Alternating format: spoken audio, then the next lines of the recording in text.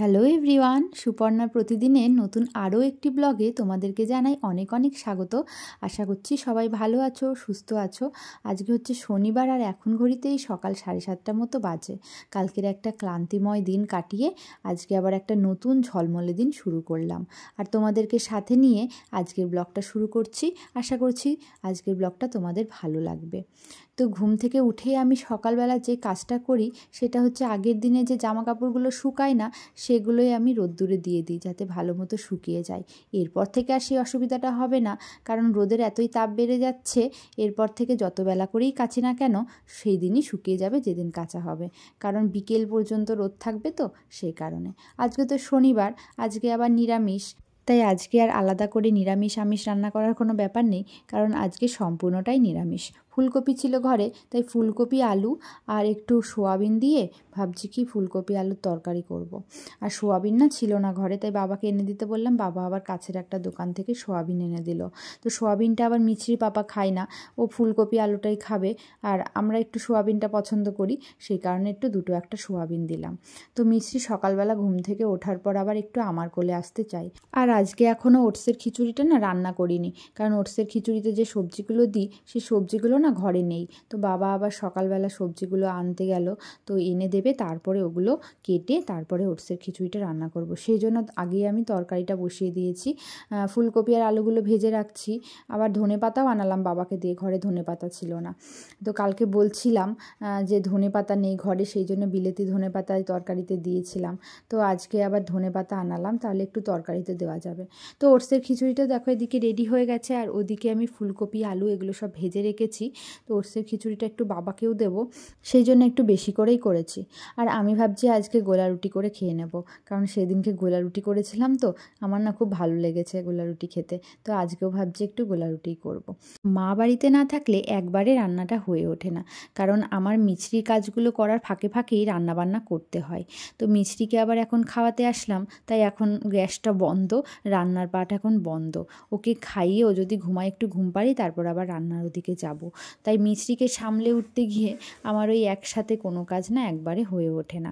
তাকে আবার ভুলিয়ে ভুলিয়ে ঘুরিয়ে ঘুরিয়ে খাওয়াতে হয়, এই হচ্ছে মুশকিল। তো এখন আবার মিছরি খাওয়া দাওয়া কমপ্লিট হয়ে গেছে, আর ও খেয়ে দিয়ে তো সারা গায়ে মাখায়, জামাগুলো নোংরা করে ফেলে, সেই জন্য আবার এখন একটু জামাটা চেঞ্জ করে দিচ্ছি। এখন আবার ওকে একটু দাদুর কাছে পাঠাবো, দাদুর সাথে একটু ঘুরবে, ততক্ষণে আমিও একটুখানি গোলা রুটি করে খেয়ে নেব। এইভাবেই কাজগুলো করে থাকি।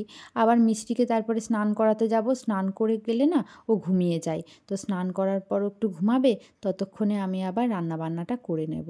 তো আমার খাওয়া দাওয়ার টাইমটা ঠিক থাকে না ঠিকই, তবে সংসারের কাজগুলো ঠিকঠাক হয়। আর মিছরি খাওয়া দাওয়া স্নান সব কিছুই কিন্তু আমি ঠিকঠাকভাবেই করি।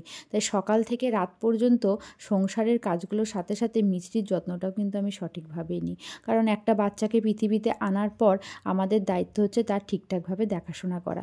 সে তো আর আসতে চায়নি, আমরাই যেচে তাকে এনেছি, এরকম একটা ব্যাপার।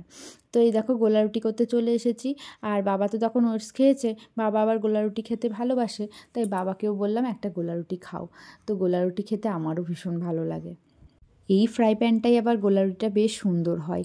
আমি তো অত ভালো গোলা রুটি আগে করতে পারতাম না, এই প্রথমই বলতে পারো করছি, মানে আগের দিনই প্রথমবার আমি গোলা রুটি করেছি। তবে কিন্তু এই ফ্রাই প্যানটাই বেশ সুন্দর, গোলা রুটিটা ভালো হয়েছে। এই ফ্রাই প্যানটা মা আমাকে কিনে দিয়েছিল, মানে আমার মা আমাকে কিনে দিয়েছিল, তার সাথে একটা ননস্টিক কড়াইও কিনে দিয়েছিল। তো সেই কড়াইটা তোলাই রয়েছে, সেরকম একটা কিছু করি না, কারণ বাইরে তো কড়াই রয়েছে। যদি স্পেশাল কিছু রান্নাবান্না হয় বা ফ্রাইড রাইস এসব করি, তখন আবার সেই কড়াইটা বের করি। তো এটা বের করে রেখেছি, কারণ মা মাঝে মাঝে গোলা রুটি করে, সেই জন্য। একটুখানি বাটার আর একটুখানি চিনি নিয়ে নিলাম, কারণ তখন ব্যাটারটা বানানোর সময় না ব্যাটারে কোনো চিনি দিইনি, তাই আবার এখন চিনি নিয়ে নিলাম। মিছরি স্নান করে ঘুমিয়ে গেছে, চলো এই ফাঁকে না রান্নাবান্নাটা সেরে নিই। আর এখন বাবাও স্নানে নেমে গেছে, বাবা এখন পুজো দেবে স্নান করে। তো মিছরি ঘুমাতে ঘুমাতে বাবার পুজো হয়ে যাবে, আর পুজো দেওয়া হয়ে গেলে আবার মিছরিকে কোলে নিতে পারবে। তো আজকে কি রান্না করবো বলো তো? থোড় ছিল ঘরে, যেগুলোকে আবার বাঙালরা ভাড়ালি বলে, মানে আমার শ্বশুরবাড়ি তো বাঙাল, তো ওরা আবার ভাড়ালি বলে, আমরা আবার থোড়ই বলি। তো সেই থোড়টাকে রান্না করব। আমার শাশুড়ি মা আবার থোড়টাকে এই সর্ষে বাটা দিয়ে রান্না করা শিখিয়েছে। আজকে থোড়টা দেখো কীরকম কালো কালো মতন, মানে বীজকলার থোড়গুলো নাকি এরকম হয়ে থাকে। থাকে। অন্য যে ভালো কলার থোড়গুলো সেগুলো নাকি আবার সাদা সাদা হয়। তো আজকের থোড়টা না ভালো না, আর থোড়টা কাটাও ঠিকঠাক হয়নি। ওই মাসি এসে কেটে দিয়ে গেছে। তো এই থোড়টা না আমার শ্বশুরমশাই আবার ভালো কাটতে পারে জানো তো, একদম জিরিজিরি করে কেটে দেয়। শাশুড়ি মাও কিন্তু অত সুন্দর কাটতে পারে না। তো যাই হোক, এই থোড়টাকে রান্না করলাম। আর শাশুড়ি মা আবার ওই যে বললাম সর্ষে বাটা দিয়ে রান্না করে, তো একটুখানি মিষ্টি মিষ্টি করে এই রান্নাটা করে জানো তো।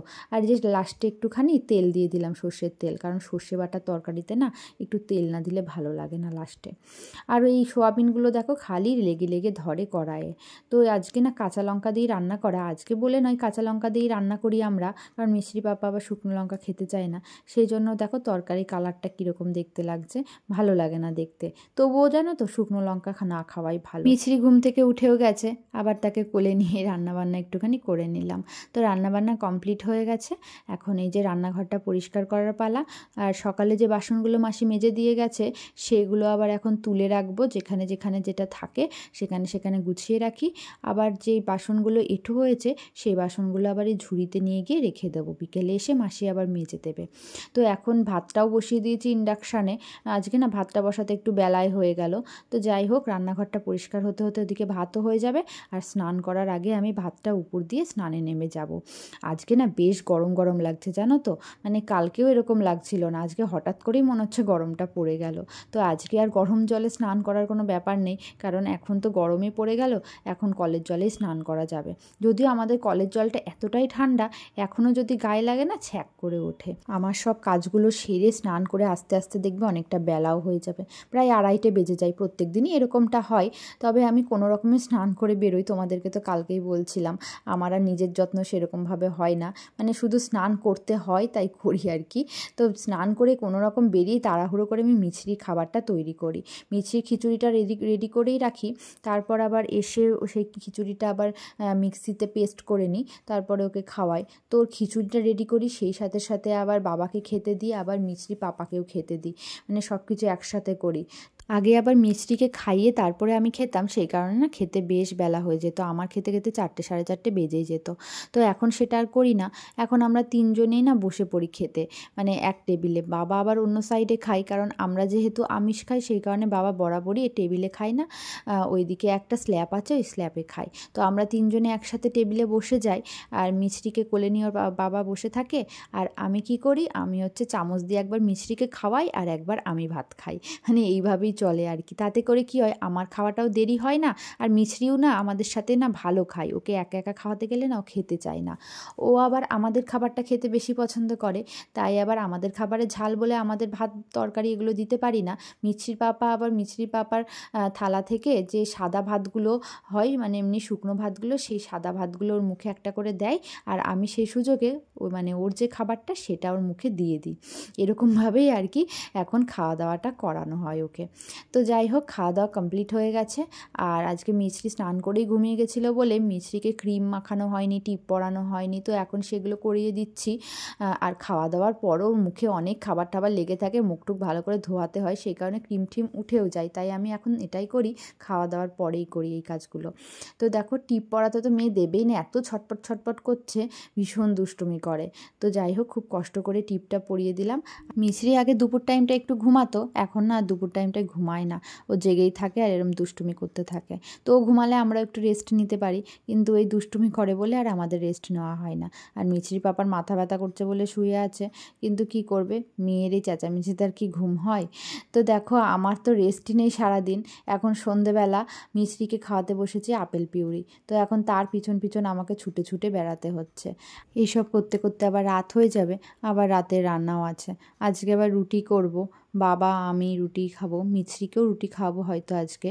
মিছরি আবার এই 2 দিন ধরে ভাত খাচ্ছিল, ওকে আবার দুধ ভাত খাইয়েছি এই 2 দিন, তবে আজকে যেহেতু রুটি করব তো ওকে রুটি খাওয়াতে পারবো। তো যাই হোক, আজকের ব্লগটা তোমাদের আশা করছি ভালো লেগেছে। কালকে আবার নতুন একটা ব্লগের সাথে দেখা হবে, সেই পর্যন্ত সবাই ভালো থেকো, সুস্থ থেকো। আর যারা যারা চ্যানেলটা এখনও সাবস্ক্রাইব করনি, সাবস্ক্রাইব করে কিন্তু আমার পাশে থেকো। তো চলো, আজকের মতো বিদায়, দেখা হচ্ছে কালকে নতুন ব্লগের সাথে।